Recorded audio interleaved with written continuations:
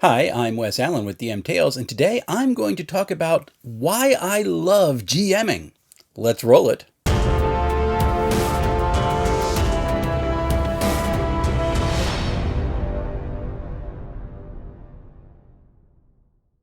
My GMing history is actually rather short because back in the day I never had a regular game where I could have actually tried to GM.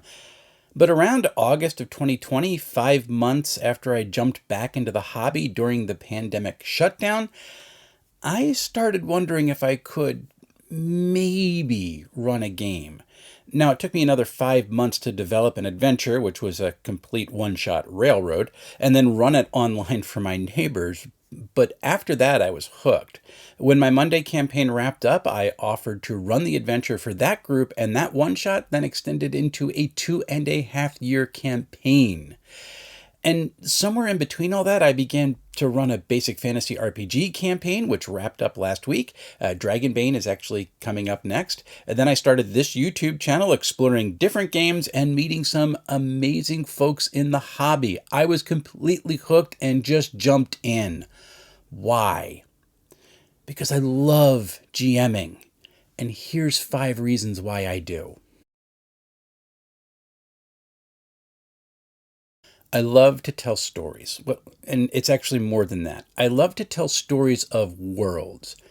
To this very day, my brain will see two TV remotes sitting on the table and imagine them as starships, and then try to figure out the story of the world that created those different designs. I've come to the conclusion that Apple TV remotes are actually from an offshoot of humanity who escaped a war through a dimensional rift, just in case anybody was wondering. But that's kind of how my brain works, and I've been that way my whole life. I even wrote a novel based off an offhanded comment I made to my wife back in college when we were dating. She'd lost something in her room, but found a penny, so I said, "Hey, the penny gnomes took it." And that led to a story about the realm of imagination being under assault by a rampaging horde of copyright lawyers. Again, truth is sometimes stranger than fiction. But here's the thing, when I GM, I get to bring people into all these worlds, which has always existed inside my head, and then see what people do in them. And when those worlds become sandboxes for people beyond me, they get to live and breathe more than they'd ever have been able to do if I'd not shared them. And I've actually built my TTRPG worlds in a few different ways. I've gone and set up whole histories of nations and cultures. I've created backstories for why the map looks the way it does, and then have that legend be the undercurrent of the adventures. I've even created a world around the actions of the characters. The world existed the way it did, extending back into its history because the players latched on to something they felt was important. And to be honest, that happens in most of my worlds. The thing is however it happens, telling a world story and then opening it up to others to both play in and alter, that's so much fun. I don't know if it's obvious or not, but I am a bit of a nerd, and being a GM affords me an opportunity to play with a whole lot of nerd toys. I could spend hours making a region or a world map for my players to inhabit. I love making encounter and dungeon maps that my table's going to have to explore. And then there's character art and titles and handouts, all these things which I do digitally because loose paper actually frustrates me. The thing is, the process of making a world interests me. It affords me the opportunity to use the Affinity Productivity Suite, Arkenforge, and Dungeon Draft for encounter maps, Wonder Draft and Incarnate for region maps or world maps, and then recently this app that I want to do a quick look of, Canvas of Kings, to make city and town maps. It's really, really cool. I just have so much fun playing with these things. Even beyond all this, I love using various tools to populate cities with things like locations and NPCs, or dungeons with encounters and traps, and then the countryside with random events. In other words, I like to use tools to track my world building. In the few years I've GM'd, I've used Scrivener, Obsidian, and Scabbard to keep track of my worlds, but my most recent favorite thing is to use the Freeform app on my iPad to compile all my prep for a session. Things like maps or NPC stats, creature stats, character sheets, random tables, anything I need.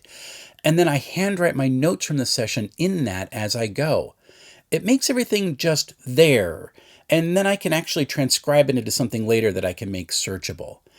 Each option for tracking my world has its own strengths, and for me, finding out what those strengths are is half the fun. Using all these tools and finding out what their strengths and weaknesses are is half of the fun, because, as I said, I'm a nerd, and GMing lets me do this.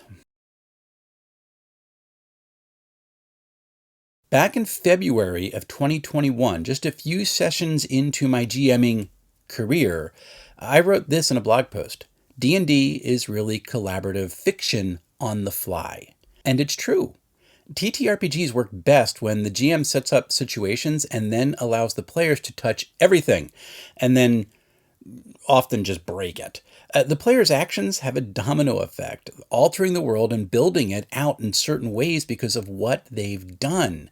Through this collaboration, at my tables, we've discovered what the holy symbol of a long-lost goddess looks like, which happened because the players wanted to know when their party should turn right and go into the forest, and I just described to them a giant broken willow tree, which they decided was important. Because of this collaboration, I was forced to interact with a confectionery, which I only created as a gag in the first place, called a pickled cookie. Through this collaboration, recurring NPCs appeared, including tropes which have existed in all of my fantasy worlds, like bugbears somehow ending up in the restaurant business. One group even met the Golden Girls because they decided they really weren't that interested in imperial politics after all, and decided to literally walk in another direction than what they had been doing previously. None of those stories would have happened if I hadn't been working with my players at the table, letting them crash into things and each other through their actions. That is so much fun. The most amazing thing about shared stories is not that we get to create them with each other, but that we get to retell them, both with the folks who are at our table and with other folks we know who we think might find them interesting. And the longer we play within a group of folks, the more stories we have to tell and to share. To me, one of the most fun things to do after a session is to take a reference to something that happened at the table and then leave it in a place where the other players will find it. Lately, that's been through my Discord server because that's kind of where we all congregate. It's fun to do because other folks in the Discord will react to it, and even if they weren't playing. But then the other players get to jump in and tell their own bits of the story, and so it grows.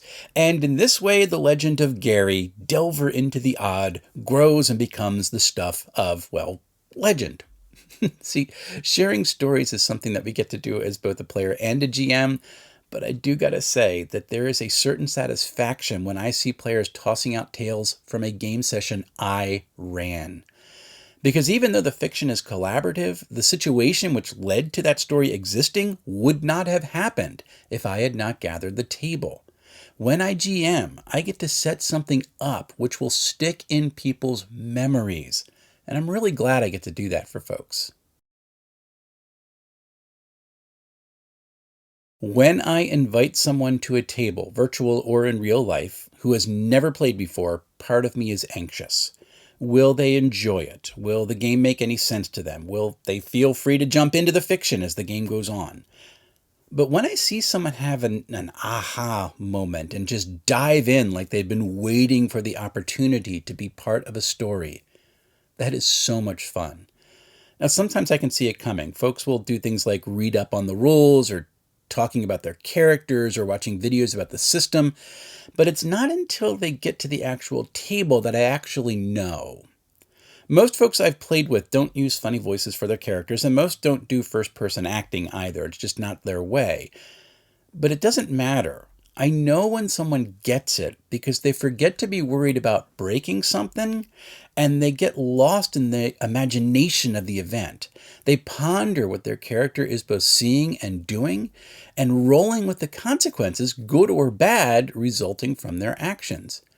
When I see the smile that comes from that, I know the player gets it. And that is an awesome moment you can only get as a GM.